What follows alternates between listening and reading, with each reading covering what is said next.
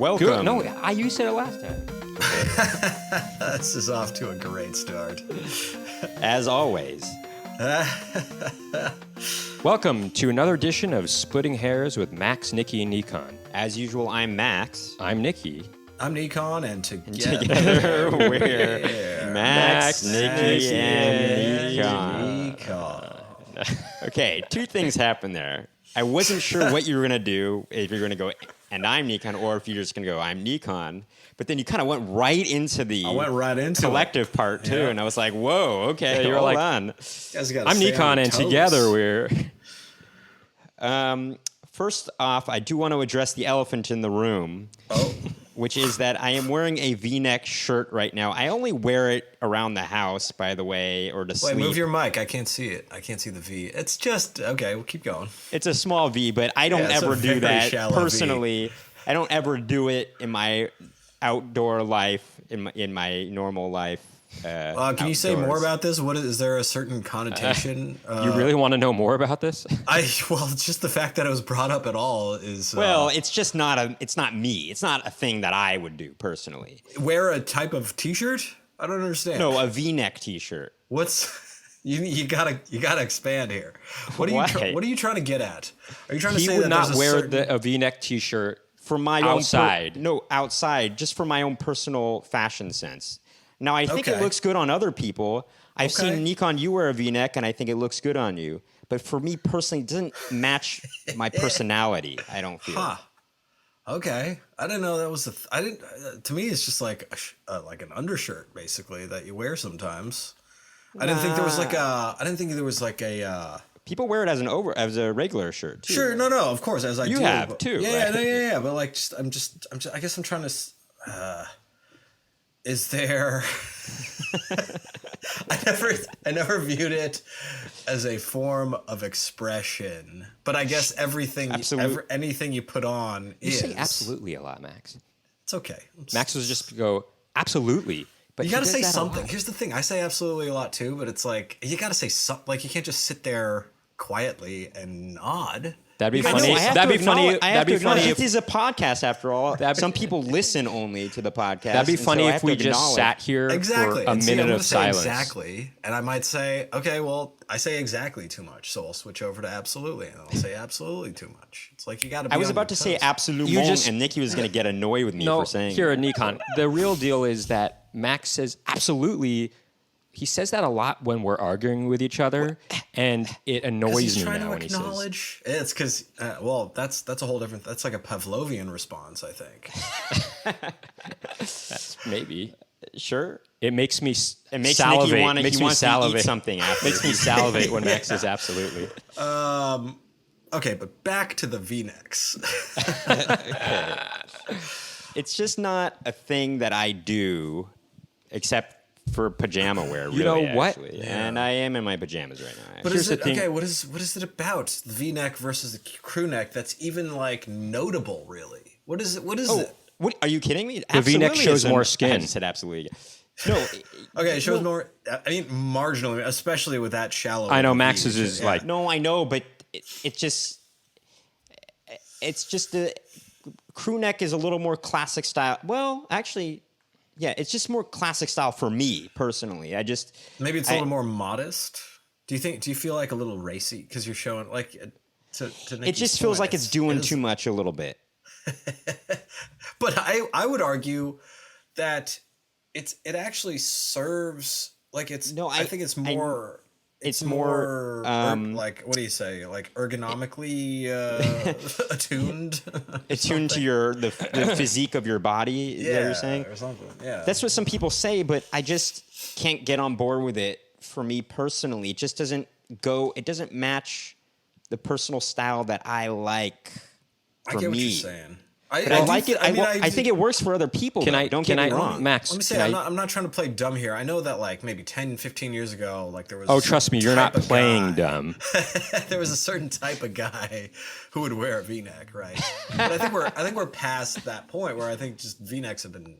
I guess I'm not past it. Hold on, for my personal taste. I actually, Nickon, I've seen you with a I've seen you with a white V-neck, Sure, and all it the makes time. you kind of look like a '50s greaser, which I think is cool. No, that's incorrect. That's not correct at all. I'm sorry. I don't think that's correct because a 50s greaser would wear a crew neck. They definitely wouldn't wear a Well, V-neck. maybe Nickon is a '50s greaser for the modern era. From the future. So it's 2050 A greaser. 1985 Right. greaser. Hey, but here's the thing, Max. Right now, you may say it's not you, but maybe down the line, you will like wearing I V-necks. think- You know, when I was I think we're in catching you in the midst of a metamorphosis. Metamorphosis. when I was That's the thing, metamorphosis. when I was in high school, No, when I was in 9th and 10th grade, wearing jeans was not my thing. I was like, I don't wear jeans. But then in 11th grade, I saw a friend wearing jeans. I'm like, I like the way that looks. I think I'm going to have to start wearing jeans. And now I only wear jeans. It's just look. My body type doesn't work with V-necks. I feel. I get it. I get Maybe you what got to you're work saying. out a little bit more, and then we will become. Yeah, but then What's your chest no, hair then it's- situation? Is it minimal? Do you It's a fairly minimal. No, he's got some chest hair. No, I mean, but not it's as much as you, Nickon. Well, but listen, this was not a. I did not bring it up just to talk about I my own actually chest think hair. I actually think that we may have more chest hair than Brent does. Actually, Okay. I think maybe- that's correct. All right. Well, but- I was just curious if it's. We if we it's had a maybe- little more steak maybe if you growing had up, I guess. More or oh, here's something that That's I've what been our dad realizing. would always say. Hey, eat some of the steak. It'll put hair on your chest. That's what he would used to say. Here's something that I realized recently that I never thought was me was wearing button-down shirts without an undershirt, a white undershirt, you know. Uh-huh. But lately, I'm like, you know, wearing that undershirt underneath a good-fitting collared shirt, button-down shirt, Sure. you know, Yeah. it seems a little like restrictive almost. It's not as relaxed almost, you know. Well, definitely not. So, what are the arguments for and against wearing an undershirt? Well, I We're guess the getting into a argument debate. against would be if you are a sweater, This is not like not a a sweater, but amuse-bouche. if you're somebody who wears Yeah. Somebody who sweats, that's going to sweat through your the button down shirt. Right. button-down shirt, which you don't want. I think that's the original reason for. But it's wearing kind an of a undershirt. chicken egg situation. No, I guess it's not because I'm one of these sweaters to which you refer, and I'm gonna sweat regardless. But I do think I will sweat more if I wear an undershirt, and so I usually just don't anymore. Oh, I just interesting. embrace the fact that I'm gonna sweat. You used to wear them underneath. I did, but I just felt if my breaking point was 70 degrees without an undershirt, it would be 68 degrees with an undershirt. So it's like, what's the point? You know. That's okay. Hey, you just reminded me of this question. I don't know if I brought it up to you before. It's something that our older brother has been debating with some of his friends lately, and that's if somebody is eating a meal at 4:30 p.m. Nickon, In your most- in your most objective way, Yeah. and you see somebody eating at That's late 4:30 lunch. p.m. That's late lunch. Oh, there Is you it go. lunch or dinner? Yes. It's late lunch. Thank you. Very good. Good answer. Nickon. Well, first of all, what are your reasons why you say that? And second of all, you would not believe how many people think it's an early dinner. Go ahead. I don't think I believe in early dinners. I just don't believe in early dinner. That's it. I don't think it exists. It's like saying an early breakfast. No, I don't know. Or like an early lunch. There's no such thing as an early lunch in my mind either. It's either breakfast. That's right. Okay, There is no so early lunch. Nickon, let me ask you Right. this: what are the designated times for breakfast? Between what hours? Between what hours are the designated time for lunch? And between what hours are the designated time for dinner? Breakfast. This is going to sound crazy. No designated hours. If it's your first meal and Okay. it feels breakfasty, then it's breakfast. It could Okay. be 1 p.m. Nickon, because it's like we I also have agree to with you. accommodate for for night owls, for comedians. No, look, Nickon, I agree with you, but we're talking objectively for like kind of generalizing the population. Like of for example, America, you would say this in general. Breakfast is a morning meal, right? In general. Okay, so I'm saying in general, what's the cutoff point? What are between That's what why hours they call cereal General Mills. between what hours for each meal? I don't know, stupid. I mean, I would say, I don't know, 5 a.m. If it's before 5 a.m., 5 p.m. crazy. No, I'm saying if it's before No. 5 You're talking about a.m. breakfast. Oh, breakfast. I'm Like sorry. if you have a meal at 4:30 a.m. because you just woke up, that's still breakfast. I guess I would call that like an early morning snack. I don't know. I feel like I'm overthinking this. I think breakfast is like I said, it's the first Breakfast meal. is what you eat when you wake up. Max, hold on. It's your first meal of the day. It doesn't matter. Some people eat as soon as they wake up. Some people eat a breakfast after they go to the gym or whatever it is. And that might be 1 p.m. If that's your first meal and it's breakfasty, then that's, if it's not a, it's not a club sandwich or even a club sandwich. I don't know. I don't have strong definitions here. Okay, so All I know is that I don't believe then in would you early agree dinner. with this statement? What? Breakfast is a morning meal in general. In general. Lunch is a afternoon meal, and dinner is an evening, nighttime meal. Sure, yeah, of course. Okay, so this is our argument. An evening. You don't have to persuade him anymore. He already got. No. I just Well, he for just other wants people. to get it out there. At the very earliest, evening starts at 5 p.m. Right? Sure. So a meal before that, 4:30 p.m., would be a late lunch because we're still in the afternoon hours. I just don't. Again, I don't. What are we talking about here? Are we talking about like going out to a meal? Sure. I think it matters if it's.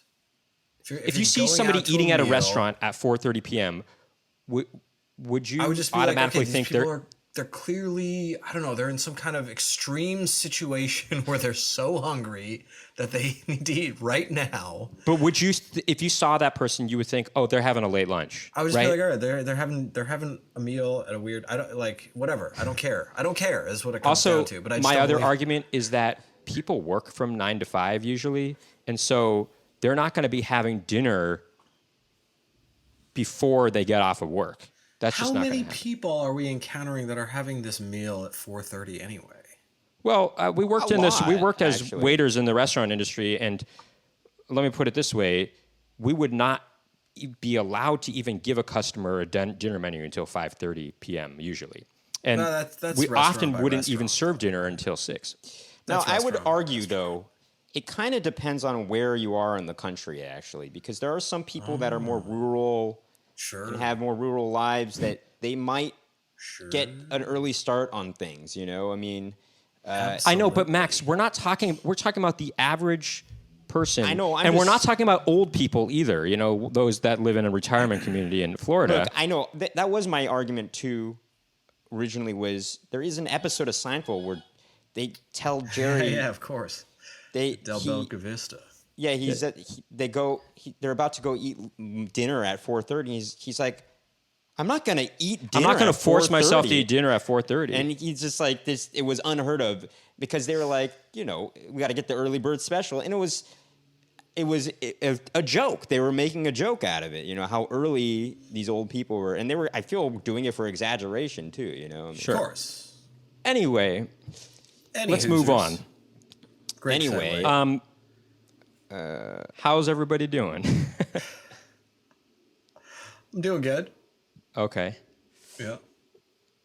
how was the 75th anniversary of the New York Yeah, City it's Ballet? very fun. It's so I guess I never realized they don't have like they don't really have reunions other than these every 25-year markers. So the last like reunion for anybody who was a dancer at New York City Ballet was the 50th, Whoa. 25 years ago. So it's kind of like a high school reunion that's across any generation of any dancer who. So did you meet touched. dancers from way back when? Yeah, a handful. Yeah. It's pretty cool. So the next one is going to be the 100th. So Whoa. Wow. yeah, That's pretty cool. yeah. That was good. How was speaking of anniversaries? How was what was it? 7 6-year anniversary. 6-year anniversary. It was cool. It was cool. We did it under St. Mark's Theater, which we hadn't done in a year. We hadn't done a show there in a year. Yeah, and actually, I ran the show with a clicker for the most part. Well, so we didn't want to. They were like, the theater said, all right, if we have a tech person come in, we're going to charge you $75 for that. And we're like, screw that. So during the show, I'd be running up to the tech booth and then back down to the stage. Well, but I was just controlling the slides and stuff with a clicker. We had slides, yeah. No, but even just moving to the video and stuff like that. Anyway, it was pretty cool. It was pretty good. I feel like maybe I should have practiced that a little bit more. Well, no. I'm not talking about that in particular. But the show is pretty good. Yeah. No, I mean it went well. Yeah, it went well. It went well. Great. Anyway, do you want to station? Oh, hold on. Before we do anything, No, I just want to just say what went well about it. Joe Firestone was really funny as usual. Louis Katz had a really funny set, I feel, and Eudora Peterson always really funny and committed to her characters that she does. And magician Christian Kajgal, who we first met in San Francisco, he did the show. He really rounded out the show with a nice magic intimate set. close-up magic. Yeah, well, that felt really good. It made it feel like a real something special. Actually, I feel Cool. Yeah. Other than our own, stuff. Well, of course. Anyway, just want to say this now up top. No. I just want to say this now up top. Okay. If you're not already subscribed on YouTube, make sure to hit the subscribe button for this Splitting Hairs podcast. YouTube.com/@SplittingHairs podcast. I believe so. And please rate and review us and follow us on whatever podcast platform you're listening to this on, whether it be Spotify, Apple Podcasts, SoundCloud, etc. Okay. Station business. Station business. First things first, if you're not already aware, Max and I, our band, Silhouette City, released a new EP, in the month and a half ago. middle of August. And it's out on any of the streaming platforms, wherever you can listen to music. Spotify, Apple Music, And what's Amazon it called? Music, YouTube. The album is called Who Do You Want to Be? That's right. And if you like the Beatles, if you like the Beach Boys, if you like the Smiths, if you like the Zombies, Burt Bacharach, Antonio Carlos Jobim, all those influences can be found in our own music. And the band is called Silhouette City. You can. Hey, why don't you give us a follow on Instagram @Silhouette City Band, and just find us on Instagram too. I don't know if I follow you guys yet. Well, you should. You're about to get a follow right now. all right. Silhouette City Band. @Silhouette City Band. Silhouette Challenge. Silhouette. I am following you guys. No, I'm following you guys. I just never go on Instagram. Sure, yeah. Well, you probably initially were following Little Person. That's right. But we changed the name from Little Person to Silhouette City for this latest release. So yeah, check that album out. And I'm sure, and you can buy it. You'll if have you a want. fun time listening. You can buy it if you want on Bandcamp at silhouettecity.bandcamp.com. Now, second order of business. Oh, I do want to mention. Hold on. Let's give Nickon a moment. I got sidetracked with your guys' Instagram. Oh yeah. Seeing the first post that has all kinds of famous people in it. But I'm gonna save that for the listeners who want to join you. That was a long time ago. Don't give it away. A lot of famous people. Famous people. It's not. I don't know if there is. Yeah, just go ahead. Anyway, what are you gonna say, Nicky? I was gonna say real quick. On October 17th, I think it's a Tuesday night, we will be opening for Reggie Watts at the Bell House. Oh, baby. So if you want to see a really great show... It's sold out, actually. But it So is don't sold out. bother. Well, no. Hold on. You can No, get I'm in this. sorry, don't I'm sure bother. there's standby line tickets. There might be. I There don't might think be. so. And also, if you're in New York, I think it's sold out. If you you're- should double check. Don't take my word. if for you're it. in New York and you are a friend of ours, or if you just feel you're feeling lucky, why don't you message us and maybe we can put you on the guest list for it. So Ooh, I like Or- that. or, I like that. Yes. If you're Google, you're feeling lucky. Remember that? It's still. I think it's still there, yeah, right? yeah. I'm feeling It's still lucky. there. I remember using that back in the day, though, but I've not done that in years. I'm gonna try to buy a ticket right now. You said October what? 17th. 17th. This says 18th. There's one on the 18th as well. Okay, sorry. Well, you know what? No, what? The 17th? Okay. Anyway, this is a waste of time. Let's move on. I think Reach out. I think reach out in Try touch. to Touch get- faith. that free ticket. Or two. Hey, and Nickon, if you feel like you want to go, of course, you know, I think the you'll have last to time message us too. I saw you guys open for Reggie Watts at the Bell House. That's 4 true. years ago. Was it 4 years ago? Yeah, there we go. Kind of a It Hard to was believe, eh? awesome. hard to It was an believe. awesome show. That was one of the And- best shows we had for sure. And this one will be equally awesome. Probably Actually, more maybe awesome. better because we'll be doing some material that we Yes, didn't do it on does. the 2000. I am on the think Bell it's House October website. 18th. October 17th says sold out. Okay. What are you okay. looking on, Nickon? I'm looking at the Bell House. It's just not even showing up. Maybe On the it's because website? It's sold totally out. showing up. What are you talking about? Oh well. Anyway, so that's what's happening. Max, did you want to announce something Okay, else? I do want to Oh, announce. you're right. It's sold out. Okay, anyway, I do Don't wanna go to the mention- 18th because you're not going to see Max and Nicky perform. Unless Reggie is like, Oh, man, gotta they have did you such a back." good job opening for me. I want to have him on the 18th too. But I think generally he likes to have spread the Sure.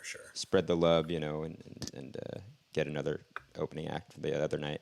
Anyway, I do want to mention I will be, we're putting on a staged workshop, as I like to call it, but it's more than a staged reading, not quite the full production in that. Of what? I'm about to I know. say it. I noticed this. You do this a lot, Max. You always have a right. really long setup Okay. to what you're about to say. We don't have to mention this so over much the so podcast. that it's almost like people are going to get confused about what you're talking about. I like to keep them in suspense No, on I know, the edge but of their seats. it's not even that you're keeping us in suspense. It almost sounds like you're stating this clause. It's like a run-on setup. It's like a run-on setup They where do you're that like, in- okay, they often do that in but, legalese. No, but it's so much so that And I'm confused. I have Notoriously- the lawyer in But my I'm mind. It's just- notoriously incomprehensible. Exactly. I'm trying to confuse the people so that I can get all their money. But Max, you do this a Yeah, lot where I'm confused. I can understand somebody being confused about even what you're saying in the setup. Like Right. it doesn't You- even make you sense. can say that in a nicer way, that, I feel. But Oh, anyway. come on. Wait, oh, I'm just saying. Nickon, listen, am I being I'm mean? just saying. Okay, well, here's the thing. Nicky clearly has a point.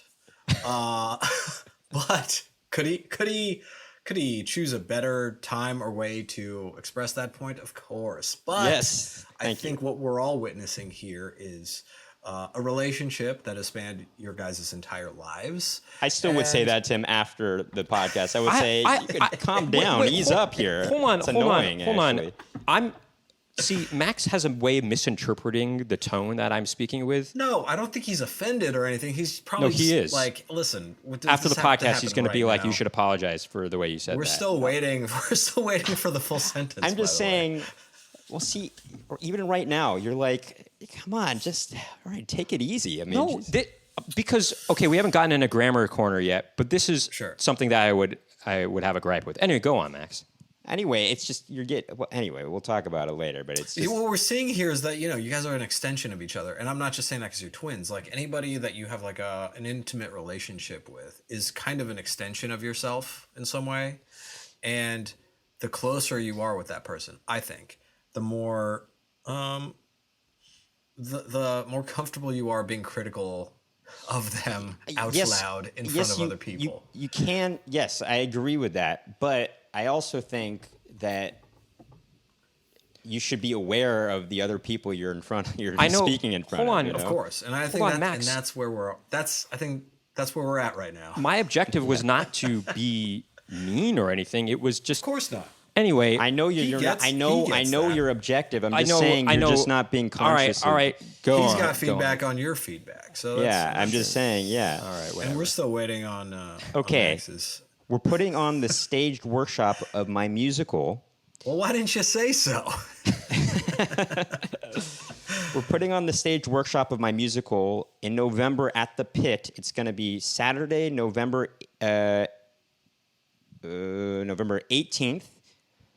Wait, let me just double check that. It's that Saturday, November 18th. The Saturday one is going to be a matinee show. It'll be 3:30 to 5:30 p.m. Sweet. And there's going to be a Sunday show, November 19th, and that'll be from 7 to 9 p.m. I am here for it. It's not quite. I think we're still. I have to. If Thanksgiving is on the 30th this year, right? No, it's on the 23rd actually. Oh man, I'm not gonna. Well. Oh, well. Oh, you don't have to work like in the preceding days. I do, but I can work from anywhere. Oh, okay. Just to point out, and this is splitting hairs, what you could have said, Max, was we're putting on the stage workshop of my musical, A Match Made in Hell.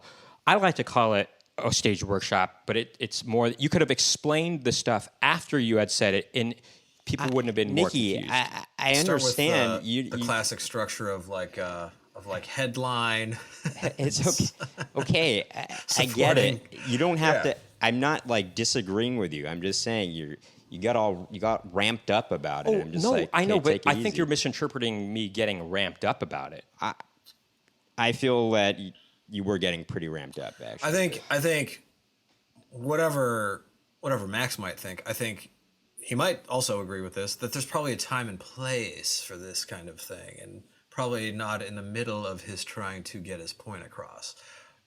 But with that said, let's move on. Yeah. Okay. Anyway, yeah. So, gonna be putting this musical on. A lot of hard work. It's gonna be like a piano reduction version, I will call it. And if you were actually looking for cast members right now, if you sing, if you are an actor who sings and should be able to sing well, I should say, or a singer who acts, or a singer who acts, please message us. or if you're a singer that sings well and would like to just be part of the chorus, actually. I have a couple of chorus parts that need. Please send us an email at maxandnicholas@gmail.com. Or direct message us on Instagram at Max and Nicky. Anyway, that's going to be fun. So, yeah. Anyway, gosh, boy, we've taken quite a bit of time. I am in the midst of cleaning up some of the sheet music for the pianist, actually. It's taking a long time, actually. But all right. Anyway. Nickon, any station business? No, I don't believe in station business. All right. Onus Optics. Check him out. No, I don't even have to do that anymore. Protect your eyes and your nose with Onus well, Optics. okay, if you're gonna go there, yeah, let's do it. Well, boy, by the way, you don't really need to protect your nose right now unless you want to protect it from the rain, because boy, oh boy, it was raining yesterday for sure, a lot. I mean, it was a lot of flooding. Here in New York. In New York. Yeah, there was. Did you go outside? I did. What was it like? It was honestly, it was bad in the morning, but by the afternoon it stopped raining, which was around the time Kathy Hochul declared a state of emergency, which is kind of ridiculous. Yeah, I didn't notice anything too bad either when I woke up. So, anyway, Grammar Corner.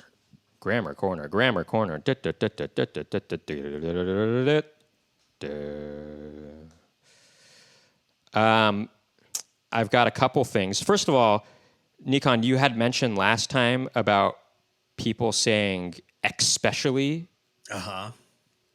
I can't unhear now. I hear so many people saying it now, and it is so annoying. Yeah, it's ridiculous. I'm just thinking, man, are you insane for thinking that's a word?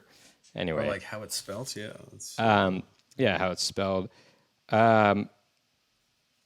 Oh, so the other thing I wanted to say is people often mispronounce the word asterisk, and that bugs me. They'll say asterix, and I'm just thinking, okay, there's no... Similarly with etc. They'll say etc. Right, they'll say et cetera, yeah. Wait a minute. What is it? It's et cetera. Etc. ETC.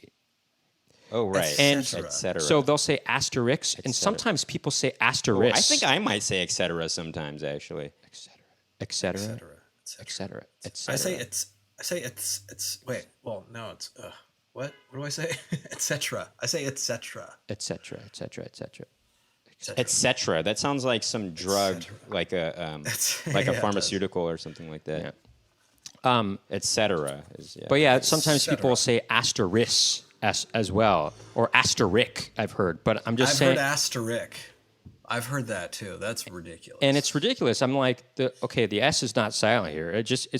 And I've in the same way that you've heard people who were otherwise seemingly smart say especially, I hear people who are otherwise seemingly smart say I think especially is asterisk or something like that. I'm sorry. I mean, yes, that's bad. It's but, like, asterisk. Especially is that's a different level of inexplicability. I got it. Inexplicability. Well, but yeah. I do want to say I can understand asterisks because it almost seems like it's like kind of an X. Asterisk. Kind of has this sort of like, Asterisk. The way it looks almost seems like multiple X's, together in a way. Gemma Leslie just commented, "Who's Rick?" And are we putting out ass to him? Because ass to Rick. Oh, right. That's right. That's funny.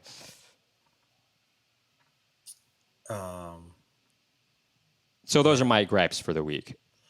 My gripe was what was my gripe? I mean, as far as grammar is concerned. Disconcerting. I hear people say disconcerting, which is almost a contradiction.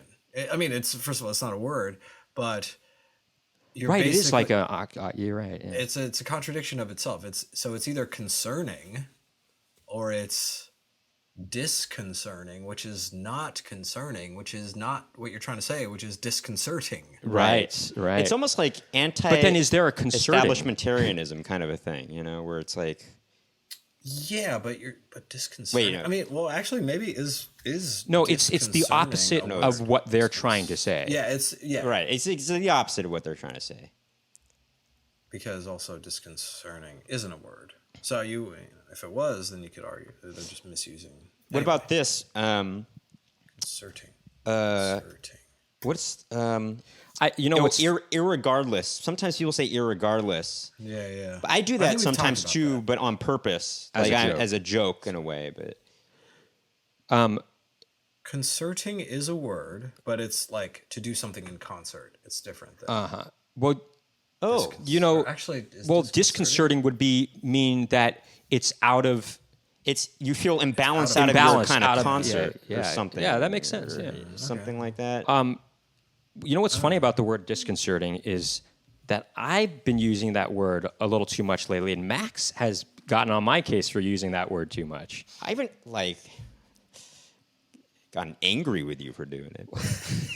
It's still funny that you think I got angry. you It's did funny that just you a think I moment got ago. angry.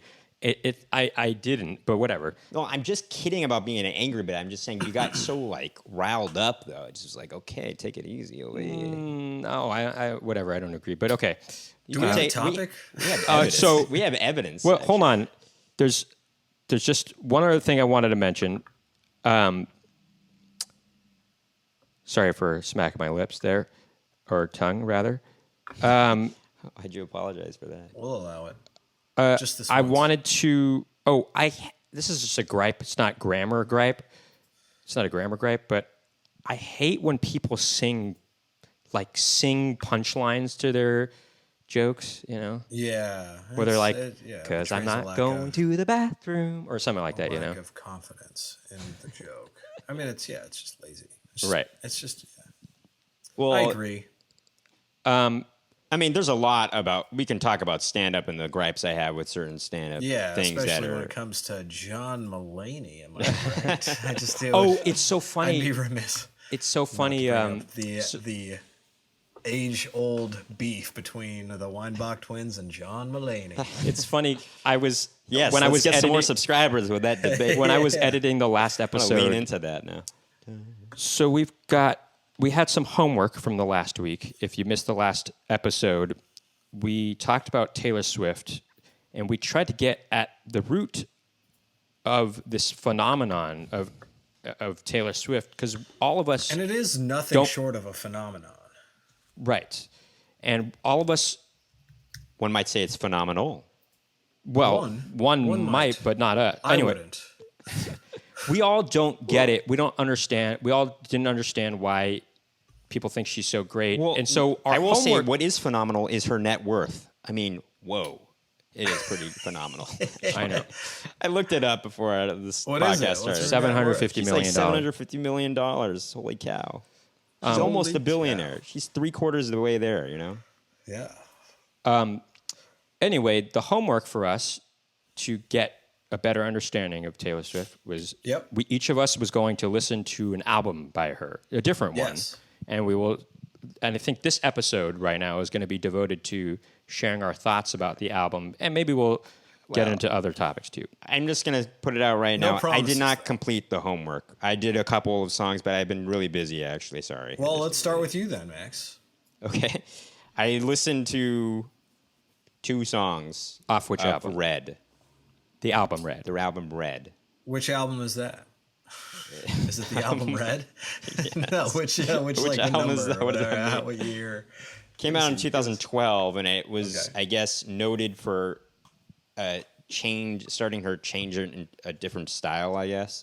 Oh, so away from country and more towards just aggressive, More I'm a just pop pop, star. I guess. Yeah. Because definitely, okay, I'll the first 2 songs of the album. The first song was called, let's see, what is it called? It's called State of Grace. And if you listen to that song, now, by the way, this was like nominated and I think won like certain American Country Music Award stuff. The song or the album? The album. Song. Oh, the album. Okay. Red. Okay. But the first song on there, boy, does that not sound country at all, actually. It's just a straight up a pop song. I vaguely remember this moment of Taylor Swift, because she was a country singer. She was, yeah. Several albums, and then it was. I remember that being a moment when they were like, "Is she even country anymore? What is this? What are we listening to?" Right. I think I love it. I'm gonna be obsessed with her for the rest of my life. Well, Cammie says that sounds like punishment, the homework that we had. Yeah. Well, isn't all homework usually punishment in a way? Well, so Max, what did you think about these first 2 songs that you heard? Well, the first song. Do you get it? Do you get it? Well, here's what I will say. Now, the first song, sonically, was interesting, actually. I thought, there's some interesting things going on here. It feels very crisp and clean, and from an engineering standpoint? From an or engineering standpoint, yeah, and okay. there's a cool, just production-wise, there's some cool distorted effects and stuff like that. It made me think, this is definitely not it definitely did not sound country at all.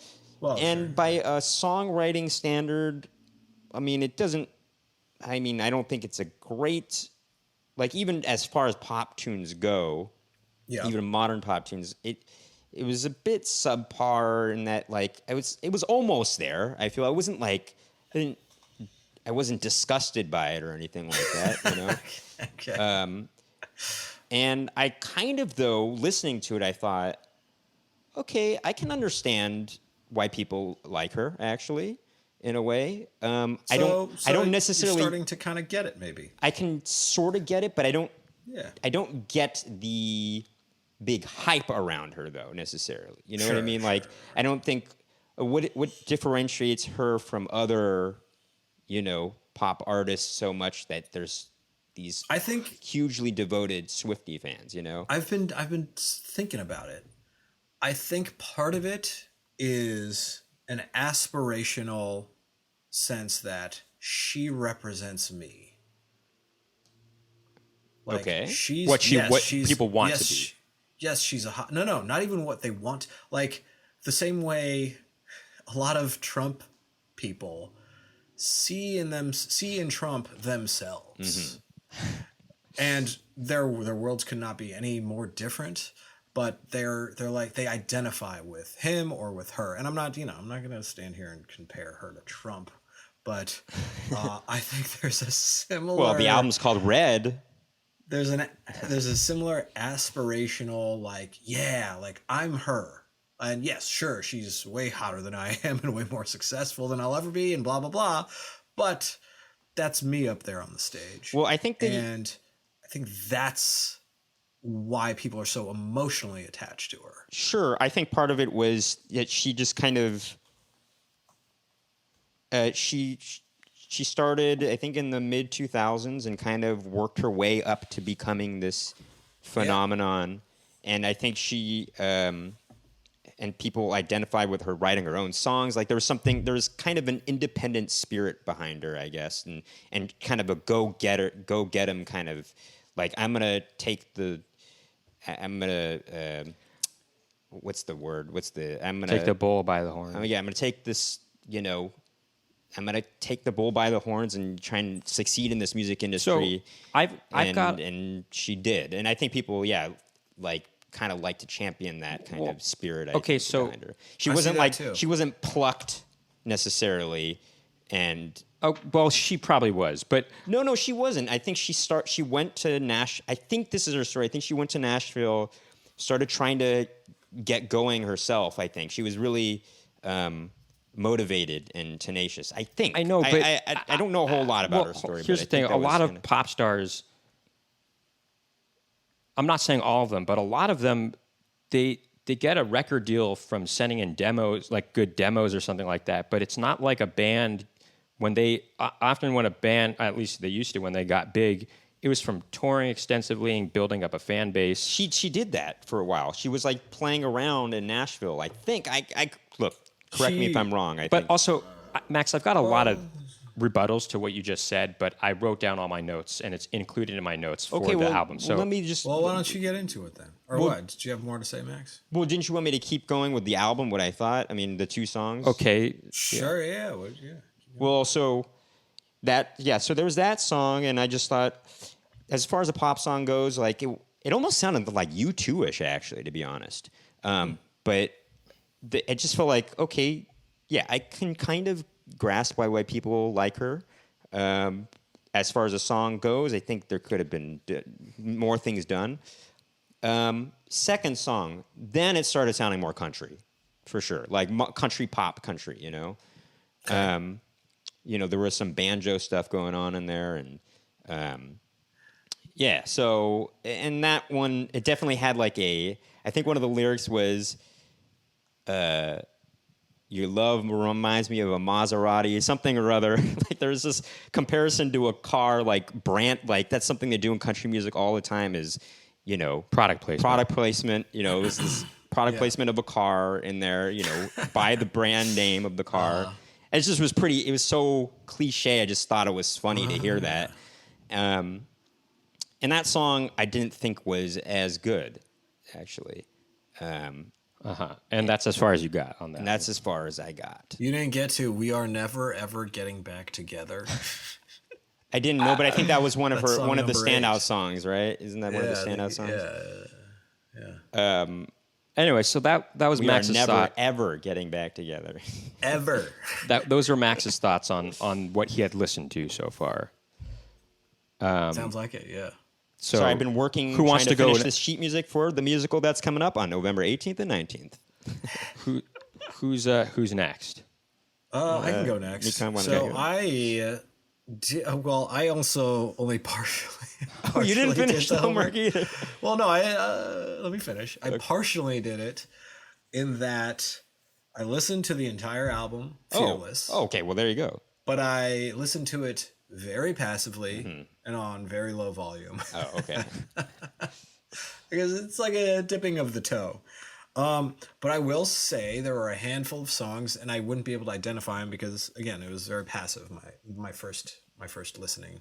There were a handful of songs, whether it was the chord progression or something, that I was like, okay, I get it. Like she's not a bad songwriter. She's not a bad singer. No. I get it. Right. There's skill here. Mm-hmm.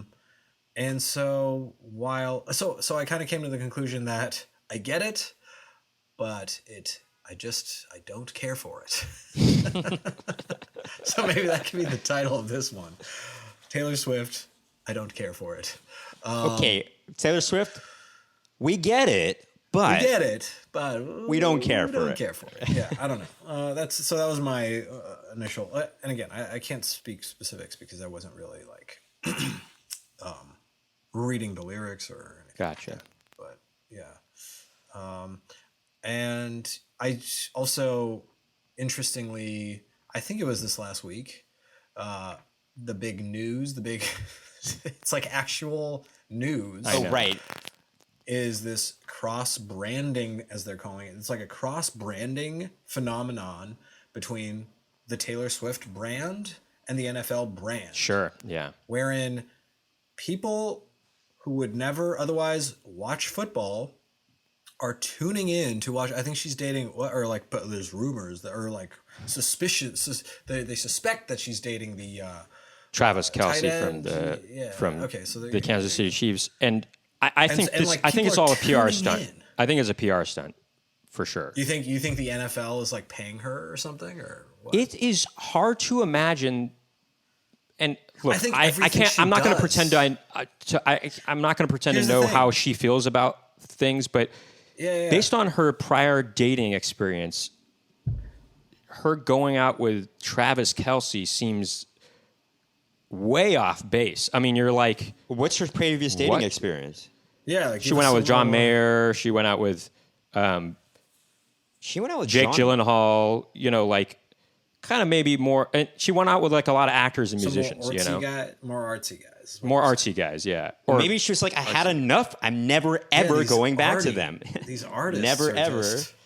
And so she's like, I'm going with getting back together. I'm going with that with the jock. Possible. Yeah, it's possible. Here's the thing though. Like, can she do anything in the public eye without it being seen as a publicity stunt at this point? It's like, that's right.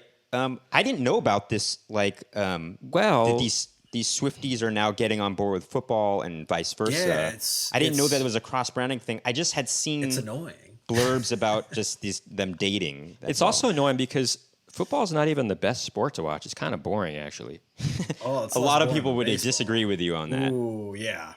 It's the number one. It's the number one sport in the country. That's for sure. I guess, but I actually think that basketball is more of a global phenomenon. If we're talking global, then we're talking soccer. No. Global for the big American sports. Anyway, so I think baseball's more global than basketball. I don't know about that actually. Being in France, a lot of people would talk like a lot of the. I would teach these Eurocentric. I feel like Japan. That's true. That's true. Here's the thing, though. Latin America. I actually think that's true. Latin America, baseball is huge. You know how big Michael Jordan was in the 90s? I mean, he was huge internationally. Yeah. Yeah, that's different. He was like the most famous athlete. He was like Jordan of athletes. He's like 6'7". That's how big he was. He's still 6'6". There are few athletes who are as singular as Michael Jordan to this day. So that's right to this day. I think that's independent of the sport itself. Sure, independent. Anyway. Independent. It just sounded kind of interesting. I know. I acknowledge. Gemma that. Leslie said she dated Taylor Lautner. Would you date someone who has the same name as you? That's funny. Oh, I remember that. That's a good question. I would. Of course I would. Yeah, I would love to date a Nicky. Oh, I thought about that by myself, and I would love to date him. It would be. Well, you could say Max, but a Maxime, I think, would be right. But what if she went by Max? Went by Max. That's okay. Love it. It's like it's Pat. Nicky too. If she went by Nicky. Well, what if she? That'd be great. Well, actually, Nicky sounds definitely, Nikki Taylor was a famous model. Nikki- Of course. Nikki, do you there's a take- precedent. But what if she went by? The question is- What if she went by Nick? Nikki, do you take Nikki's hand in marriage? That'd be kind of cool. Ooh, I like that. Would you date a Nick? I'd be more open to Nikki. Nick, I don't know. That could be cool. Yeah, sure. Why not? I like it because it's that way. It's like different, but it's like Right, that's- traditionally more masculine sounding, right? Which Right. but- And Nikki's traditionally kind of more, I guess, feminine sounding, maybe. But Yeah, we're here to definitely. break. I know more female Nickies than male Nickies. For Right. sure. But we're here to break the societal constructs and say, hey, Nick, I haven't actually, I don't think I've ever heard a female Nick before. No, yeah, I I think mean, I've You seen have? that. You Yeah. guys have? No. Oh, I don't think Like I as an have, but, like, affectionate it's- nickname. It's I guess I could see it, but no, I've never encountered one. Anyway, so should I? So that was my Taylor Swift album experience. But I will say it wasn't grating. Right. It was just not my cup of tea. Right. It was too countryish and too popish for me. Oh, Sorry, what album- what album what was album it that did you you listened to? It was Fearless, which if we want to talk about no, it's an annoying title. It's like presumptuous. You're presumptuous. Sure. It's presumptuous. You're like I am fearless. I don't even remember the lyrics. I don't even think. No, it's but it's also a very What year did kind it of- come out? 2008. Oh, that's probably one of her first albums. That's one of her though. first ones. It's her second album. I wanted to like. Oh wow. But also, Fearless does sound like this. It's almost like you put no thought into an album title and just thought, I'm fearless. I will I'll say, call it but Fearless. it is the first song, and actually that was one of the more, from a chord progression standpoint, more dynamic and satisfying Oh, okay. of the songs that I heard. Maybe she thought, I'm going to Come out swinging. come out swinging, be fearless about, As fearless, yeah, about as a my fearless harmonic structure, and then let's go out, start strong. And yeah, I think it's just that's what it comes down to. It's like I get it. She's talented. She's obviously attractive. Not that that's like how you should define her, but like that is. I think it's part of her. Part of it. Part of her. All right. I just Gemma Lessons. don't. It wasn't like it. grating, but it wasn't great. That's funny. So this is my experience. I actively listened to the album. I listened to the whole thing. The album was 1989, and it came out in 2014. And there's no semblance of country music on this album at all. It's okay. So Okay, but these are the notes that I have. Was it called a country album when it came out? No, it wasn't. Okay, Doesn't well, matter. Who cares? Yeah. This might be the worst album I've ever subjected myself to listen to all the way through. Listen to all the way through. Okay. Not only do the songs sound like they were made for preteen girls, the lyrics sound like they were written by a preteen. well, there's nothing wrong. Well, this isn't a critique. That's not Hold a on, good- hold on. Let me it's get a into genre. it. Okay. These are my alright. thoughts. Yeah, okay. They lack any semblance of sophistication. Players gonna hate Oh, whatever. I hate that song. That song is on that. I hate. First that of song. all, Shake It that's Off. those lyrics are so annoying. Jesus. and- It's so annoying. They also seem inauthentic. Taylor Swift, Shake It it Off almost is seems awful. like she's trying to sound like something or someone that she's not, And Shake It Off is such a bad song. I'm sorry. she's kind of this album makes her seem phony or like plastic, lyrically and musically. It seems like she has not had any real life experience beyond breaking up with guys, as you had mentioned before, and it shows on this. Almost every song is about breaking up with a guy or something like that, like Shake It Off. I read that she tried to capture an 80s pop sensibility with this album, but 80s pop generally had more sophisticated, was more sophisticated musically and lyrically, and it didn't sound derivative. This music not only doesn't accomplish sounding like the music from the 80s, it sounds derivative of the music of the mid 2010s, of pop music. It doesn't even sound like the songs are unique enough for me to feel like, I can see why this was a hit, you know? It doesn't sound like it's breaking any new ground at all. And I don't think one needs to necessarily break new ground. You know, our own music has very much a retro feel to it. But I don't see any reason why this music would be critically lauded in any way, you know? Lauded. Lauded? Yeah. Can you say... Was it critically lauded? It was, yes. Lauded? And it was. And I just thought... Because commercially, of course, but critically How can critics lower their standards that much, you know? Again, we're talking about critics of a This specific genre. Well, That's not always necessarily true. so, not there's always true. critics who review everything. like Robert Christgau. Even though I don't like him as a music critic, he's always wrong, and he's always behind the times. Like he notoriously, I think, rated a couple Beatles albums, and I think even Pet Sounds as lackluster. And I'm just thinking, he's so wrong about that, you know. Didn't he retire recently? You know, Taylor Swift's voice, Bob Boilen did. Pitchfork gave it a 7.7. That's not lauding or lauding. It is actually. Is it? That's pretty high. I mean, if it hits 8.2, that's when Pitchfork is saying this is a classic. This is a classic. You got to listen to this. You got to song. listen to this. album. So she came pretty close to them saying that, which is hard to believe. Well, just considering, like, I've seen some of the reviews of other albums that I think are really great, like that Teen album that song Tokyo is on. I think they gave it like 6 point something, and I'm just thinking this is way better than this Taylor Swift album. Anyway, so her voice is really inauthentic. I mean, it's not like she's necessarily affecting her voice, which is a good thing, but I would not be able to pick out her voice just based purely on her vocal stylings. Red got a 9 on Pitchfork. Red. I'm sorry. Well, not only that, it's on the 2020 Rolling Stone greatest albums of all time list. Hard to believe, right? Isn't that? Good Lord. All right, keep going, Nick. I know, isn't that? So her voice just has an... didn't finish the whole album. Her voice has an unoriginal sound. It sounds mass-produced, you know, for pop radio. Like, I don't...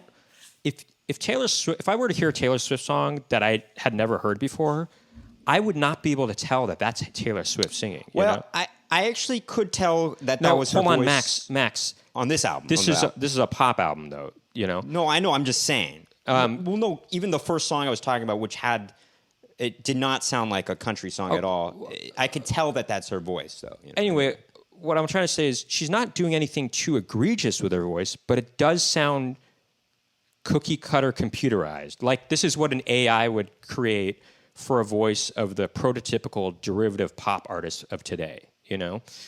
That is true, though. I will say, even if it were Taylor Swift, an AI can mimic, you know, her voice pretty good now, actually, I'm sure. That she has basically become the prototype for pop music? Could be a chicken egg situation. That's the second time you've said chicken egg situation. Is it? Today? Yeah. When did I say it before? We were talking about undershirts with... the sweating, but hey, I stand by it. Anyway, you know, like through her success, she's become the prototypical sound. Well, I don't know if there's other prototypical sounds. I don't know. I think music, the sound that she's utilizing had been invented beforehand. Anyway, it's not good. And I thought that she at least wrote all her own songs, but according to the liner notes, it looks like there are at least a few songwriters on each of her songs. Well, you can't hold that. And on some of hold on, I'm not done. And on some of them, she was not even credited as a songwriter. That's okay. Hold on. I agree. That's okay. But that's something that people say is good about. Like, don't lie about it. You know, she's never. I don't think she's ever claimed to write 100% of her songs. Yeah, she writes never some did. Of her songs. She writes some of her songs. But I do think there's maybe too many cooks in the kitchen. Louder. But I will say, louder. I would say, I know. even if she did write the music, that's not really anything special.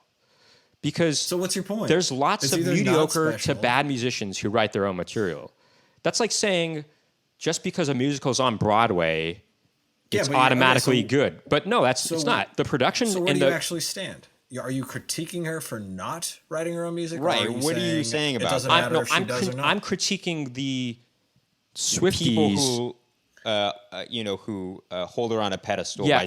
but using one of the attributes as saying that she's so great is that she writes her own songs. Right. That's what, Maybe they would claim all of their favorites are the ones that she wrote.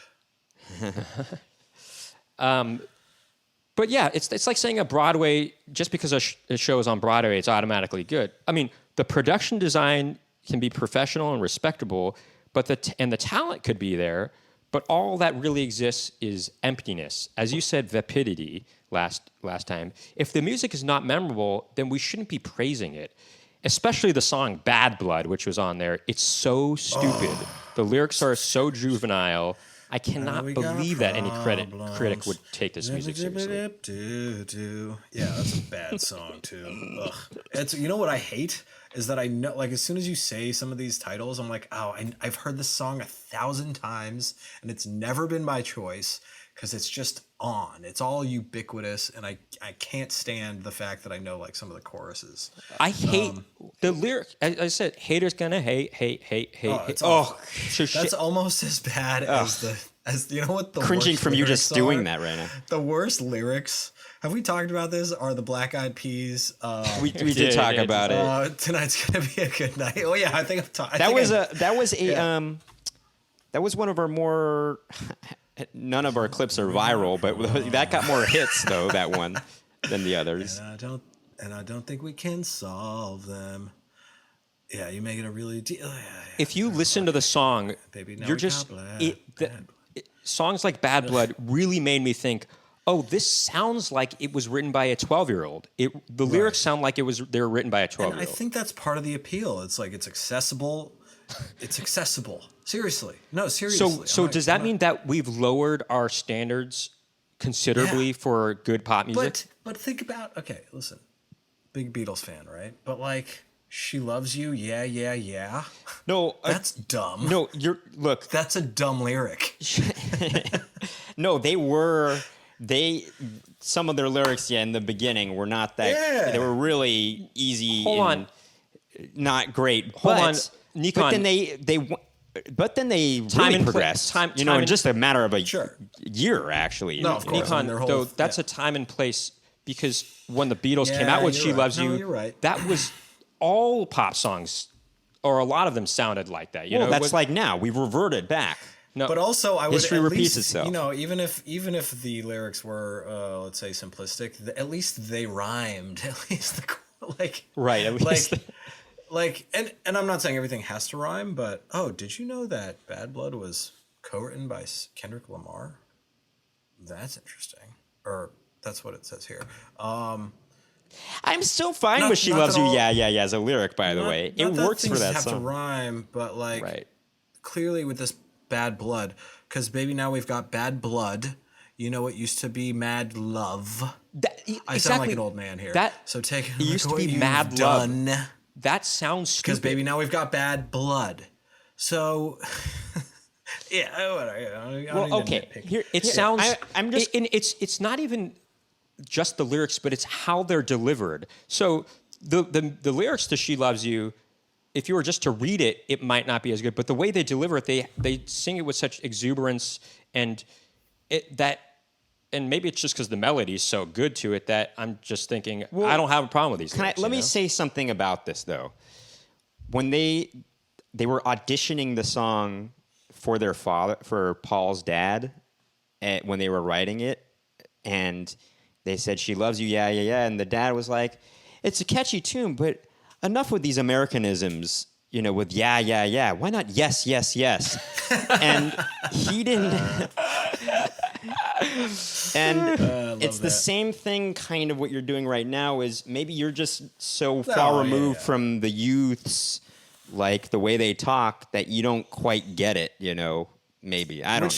Yeah, I don't get it. I don't. I guess that's the purpose. Taylor Swift, we don't get it, I guess. I don't get contemporary hip hop where it's like there's just repeating the same 17 words and you call it a song. Bad, yes. Nickon, it's not even that. But that's not what I'm talking about. It's not even that. Even there's no virtuosity. I'm talking about the verbiage. Nicky was saying the way some of the things she's saying, it just doesn't. Why would she say it like that? And it's like, well, maybe we just don't get it. That it's a chicken egg situation. Well, Nickon, you're right about the hip hop thing. Actually, Snoop Dogg called it out. This is 5 years ago, actually. A few years ago, where the rhythms are all the same too. Like they go like it's these triplets. Yeah. There's no virtuosity. Well, I think as we're you even said. past that. We've even degraded. It's the quality's even degraded even more. It's like. Yeah. But I agree. Yeah. After listening to this album, I can safely say that I still don't get it. I really don't. I mean, you don't get the appeal to a young, or even you don't even have to be. Here's the thing. I don't know. I don't get it for this main reason. For it, and that is it. The songs melodically are just not catchy enough. In my opinion, they're not good enough. They're lazy. The melodies are lazy, and I can recognize when a pop song is catchy. I can see why certain pop songs today are hits. But look, Shake It Off, objectively horrific. Objectively, like you give that to a computer and you say, is this horrific or not? It will say it's horrific. I get how it's catchy though. I do. Okay, I kind of do, but I think there are other pop hits that are just they're more memorable in my opinion. Yeah, I agree. Listen, yes, I agree. That's why we're here. It's not. We all agree on I feel like what's memorable about it is her repeating the same word over and over again. Yeah. Well, I think it's not the melody people itself. Sometimes get in their head that just because something repeats, that is suffices to make a song. But that's just lazy writing. I mean, that actually comes to like aesthetics theory, where the human mind is programmed to seek patterns, and it's satisfied when it sees repetition or pattern. Absolutely, or rhyme. That's the whole reason rhyme exists. Well, so it is actually that. Speaking of objective, is like there are some like objective truths to aesthetics. Objective from like we can all agree we're all humans type of thing. From a neurological standpoint, we like what we're familiar with, actually. Familiarity, but even more like fundamentally, it comes down to like pattern recognition. So like ideally, from an aesthetic standpoint, there's a mix of pattern establishment and pattern. What do you call it? Straying away from. Straying away. Yes. No, that's because that too is satisfying because it's like, that's. Well, you don't want it to repeat too much because it gets monotonous. Yeah. Yes. No, that's what I'm saying. That's what I'm saying. This is exactly what I'm saying. I heard this on NPR actually, an interesting conversation about what makes it satisfying to us what gets the neurons firing when we hear our favorite song or something. What are you looking up, Nickon? I'm looking at the Shake It Off lyrics, just hate reading, I guess. It's awful. Keep talking though. I'm just it is awful. It's like Buddy Holly, for instance. He had some really simple songs, but it's very satisfying to hear, and because there is something we know he's about to go from the 5 chord to the 1, and we expect it to happen, and we feel satisfying when it does resolve to the 1 chord or something like that. Listen, it's a resolution. There's a resolution, but it's also. It's also why do we keep tuning into that? Because there's something familiar about it. It makes us feel good. That's why I guess there's something about nostalgia that makes us feel good when we hear something that sounds similar to a song we've heard in the past, and you're like, I like it because it's familiar. This is a really bad lyric, but I keep cruising, can't stop, won't stop moving. It's like I got this music in my mind saying it's gonna be all right. If you, it's all bad. That's really bad. Also, there's no rhyme. I mean, there's 2 words that rhyme, I guess, in that, but that's what people say. That's what people say. It's so stupid. Oh gosh. Gemma Leslie brings up there's I'm ashamed, there's some shame with getting these songs stuck in your head. It is catchy, not good, but catchy. And I think that's what it comes down to. It can be, things can be catchy, and we can understand that they are,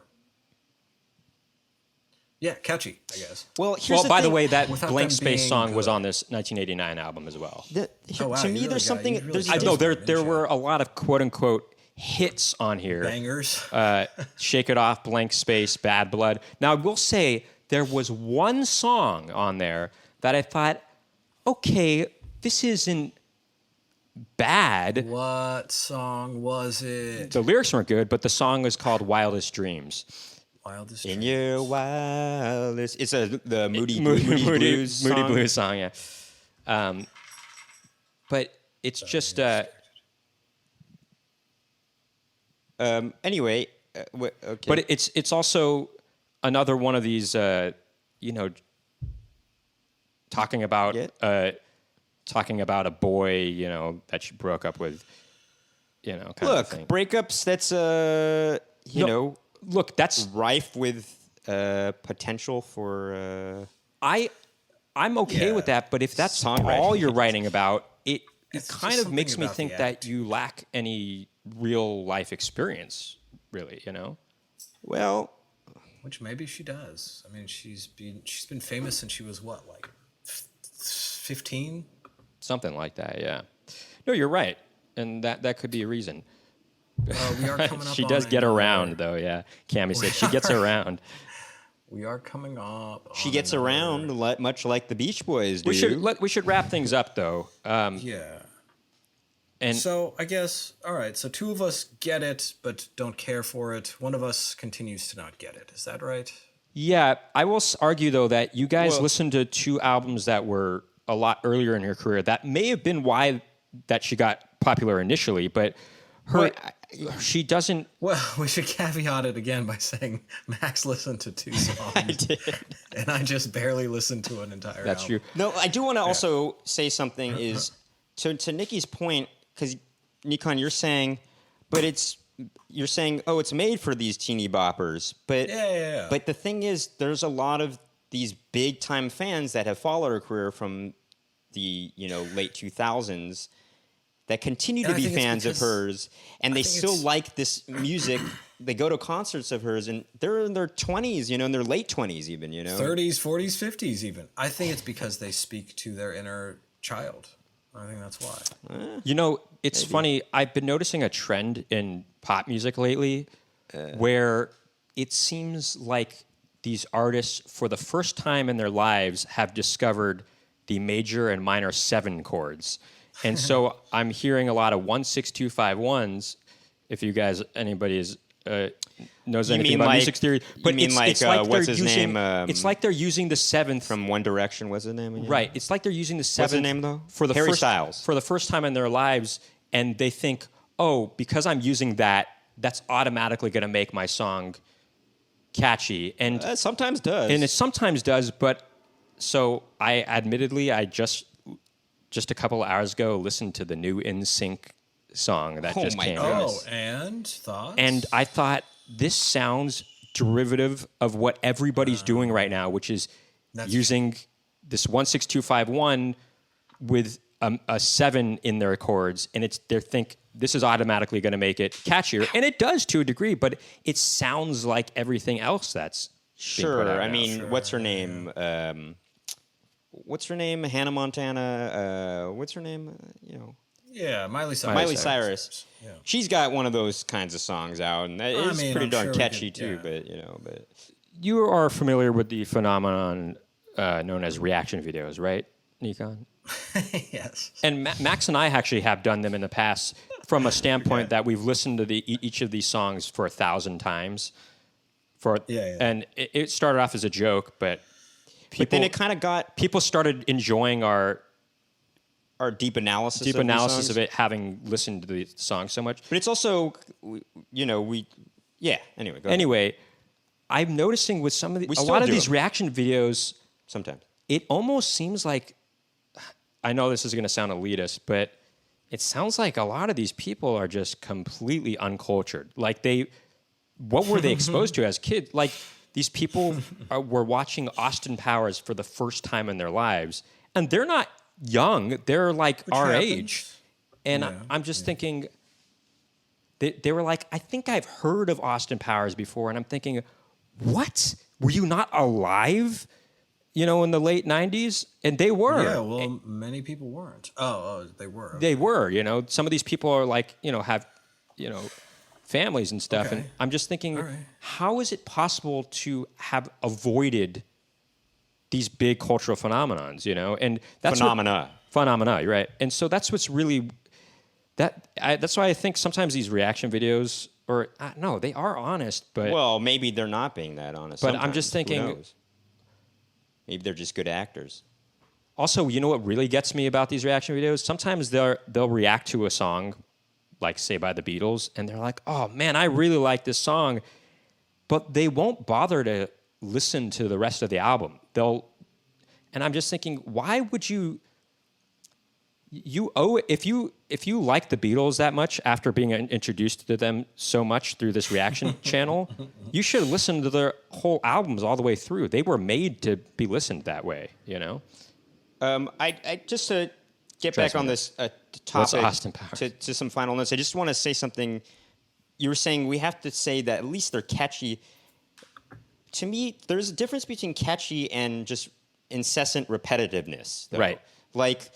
A catchiness has a hook. Like, for instance, there are certain NSYNC songs from the late 90s and early 2000s and Britney Spears songs that, while they are cheesy and not great, I do say they are quite catchy, actually. Oops, I Did It Again. Oops, I Did It Again is a very catchy, memorable song. It is. Now... Is it good? No. Some of these songs, though, that you're talking about right now, they are repetitive... But they are not catchy to me. There's not a hook to it. That isn't like... Besides repeating the same word. I can't sink my teeth into them as you're right. You're totally right. There's a good way of being repetitive, and then there's the Taylor Swift way. But I will admit that I kind of get it. I do kind of get it. Well... I will admit that I kind of, based on my two songs... I don't care for it. And more so the first song I heard, I get it to a degree. Hold on. To a He's degree. saying he gets it. He gets it. To a degree. He gets it. No, Nickon, the original argument was you didn't get why she has this completely devoted fan base. My original...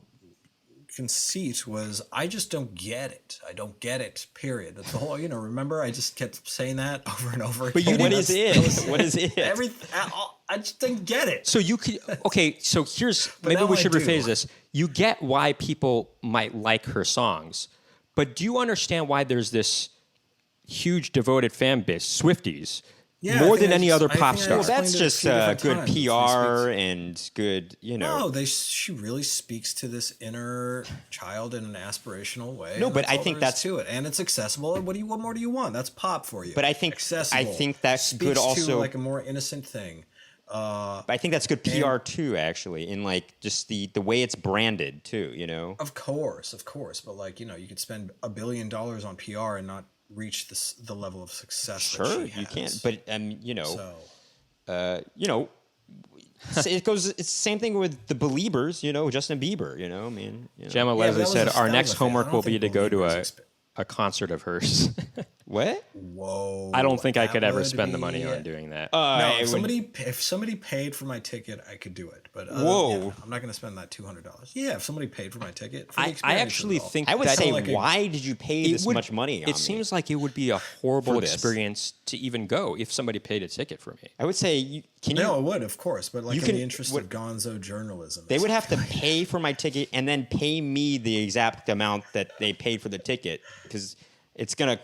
That's labor. You know what? That's true, really great premise for an article, actually, is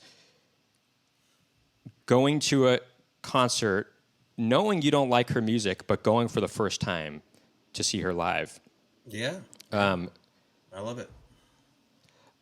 Gosh, that would just... You hear that, Pitchfork? If somebody wants to pay us to go to a Taylor Swift concert, we would consider it.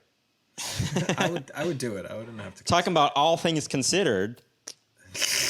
No, veto on that joke. Why? Because there's music, all things considered music. Anyway. I get it. I just, come on. You got to try harder with the wordplay, guys. Well, come on. Anyway, I'm trying as hard as the level of the Taylor Swift songs. That's the level I'm trying right now. So right. the consensus we got 2 that say they now get it, but they don't care for it. They got one, me, who still doesn't get it and doesn't care for it. I think that we should start a new segment on this show, by the way. Where we're just constantly listening to Taylor Swift albums? No, not that.